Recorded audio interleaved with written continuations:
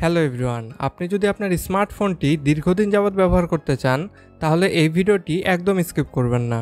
কারণ এই ভিডিওতে আমি আপনাদের সাথে এমন কিছু তথ্য শেয়ার করব যা আপনার স্মার্টফোনটিকে ভালো রাখতে সহায়তা করবে এবং আপনার স্মার্টফোনটিকে দীর্ঘদিন ব্যবহারের উপযোগী করে তুলবে।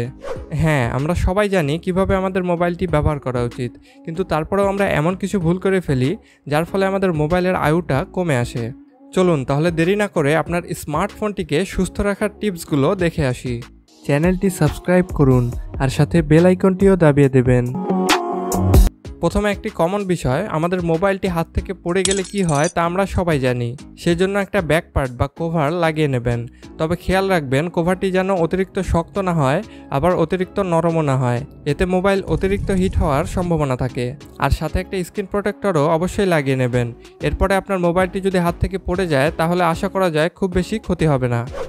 এরপরে স্মার্টফোনে যেই সমস্যাটা বেশি দেখা যায় তা হলো ব্যাটারি প্রবলেম। এক্ষেত্রে আমরা যখন দেখব আমাদের ফোনের চার্জ 20% বা 15%-এর নিচে চলে এসেছে, তখন আমরা আমাদের ফোনটিকে চার্জে বসিয়ে দেব এবং 85, 90 বা 95% চার্জ হয়ে গেলে আমাদের ফোনটি চার্জ থেকে খুলে ফেলবো। আর অবশ্যই আপনার ফোনে যেই অরিজিনাল চার্জারটি আছে সেটি দিয়েই চার্জ করবেন। অনেকে একটি চার্জার দিয়েই বাড়ির সকল মোবাইল চার্জ করে থাকে। এটি করা একদম উচিত নয়। আবার মোবাইল চার্জে বসিয়েও ব্যবহার করবেন না। এই ছোটোখাটো বিষয়গুলো মেনে চললেই আশা করা যায় আপনার মোবাইলের ব্যাটারি নিয়ে কোনো প্রবলেম ফেস করতে হবে না। আপনার ফোনে যেই ভারী সফটওয়্যারগুলো আছে সেগুলোর ক্যাশ ফাইল সবসময় ক্লিয়ার রাখার চেষ্টা করবেন। আপনার ফোনের সফটওয়্যার আপডেট আসলে সেটা আপডেট দিয়ে নেবেন এবং অ্যাপসগুলো সবসময় আপডেট রাখার চেষ্টা করবেন। এতে আপনার ফোনে বা অ্যাপসে যদি কোনো প্রকার বাগ থেকে থাকে তাহলে সেটা অটোমেটিক সলভ হয়ে যাবে। আনওয়ান্টেড অ্যাপস মানে আপনার ফোনের যেই সকল অ্যাপসগুলো আপনার খুব বেশি ব্যবহার করতে হয় না সেই অ্যাপসগুলো আপনি আনইনস্টল করে দেবেন। এতে আপনার ফোনের র্যাম ফাঁকা হবে, আর র্যাম ফাঁকা হলে আপনার ফোনের স্পিড অনেকটাই বেড়ে যাবে।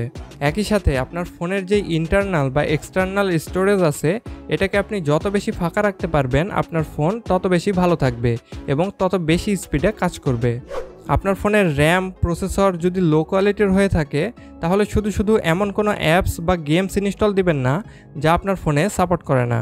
অতিরিক্ত রোদের ভেতরে প্রয়োজন ছাড়া মোবাইল ব্যবহার না করাই ভালো। এতে আপনার মোবাইলটি অনেক বেশি হিট হয়ে যেতে পারে, আর হিট হয়ে গেলে আপনার ফোনের ব্যাটারি সহ অন্যান্য পার্টসের ক্ষতি হতে পারে। নিয়মিত ডাস্ট পরিষ্কার করার চেষ্টা করবেন এবং প্রয়োজনে আপনার ফোনের ব্যাক কভারটি আপনি ধুয়েও দিতে পারেন। আর মাঝের মধ্যেই আপনার ফোনটাকে রিস্টার্ট দিবেন অথবা অফ করে আবার অন করবেন। এতে আপনার ফোনে যদি এমন কোনো সমস্যা থাকে যা আপনি বুঝতে পারেন না তাহলে অন অফ করার ফলে সেই সমস্যাগুলি অটোমেটিক সলভ হয়ে যাবে। সো আমার মনে হয় এই বিষয়গুলি যদি আমরা মেনে চলি তাহলে আমাদের স্মার্টফোনটি আমরা দীর্ঘদিন যাবৎ ব্যবহার করতে পারবো। আর এর বাইরে যদি আপনাদের কাছে কোনো সাজেশন থাকে তাহলে অবশ্যই কমেন্ট করে আমাকে জানাবেন, কারণ আপনাদের কাছ থেকেও আমি সবসময় শিখতে চাই। একই সাথে এরকম আরও ইনফরমেটিভ ভিডিও পেতে আমাদের চ্যানেলটি এখনই সাবস্ক্রাইব করে রাখুন। ওকে দেন, দেখা হচ্ছে পরবর্তী ভিডিওতে। আল্লাহ হাফেজ।